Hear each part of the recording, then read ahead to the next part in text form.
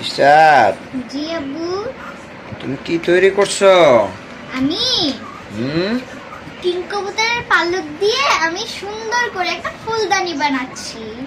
Wow, খুব চমৎকার। এগুলো দিয়ে ফুলদানি হয়? হ্যাঁ, হয়তো। অনেক সুন্দর কালার হয়েছে দেখি। তুমি এগুলো তো অনেক সুন্দর করে কালার করেছো। হ্যাঁ।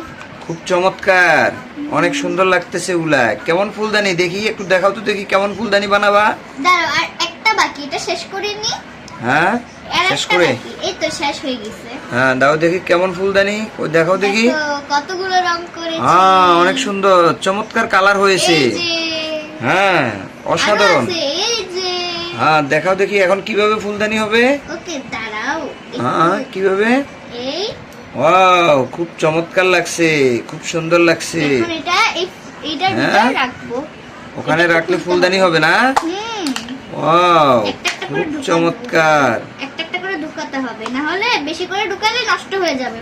হ্যাঁ, ও এইভাবে। দেখাচ্ছি। খুব চমৎকার হয়েছে, খুব এইভাবে? চমৎকার।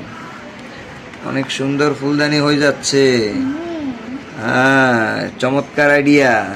দাঁড়াও তো, আরো কত কিছু বাকি। চমৎকার আইডিয়া, খুব সুন্দর ফুলদানি হয়ে গেল। হ্যাঁ, এই খুবই অসাধারণ, এই। খুবই চমৎকার ফুলদানি। এই তো ওয়াও, হয়ে গেল আমার ওরে ফুলদানি। বাবা, খুব চমৎকার ফুলদানি, খুব চমৎকার, খুব চমৎকার। হ্যাঁ, অনেক সুন্দর হয়েছে লাগছে। না, guys? হ্যাঁ, যদি- অনেক সুন্দর লাগছে।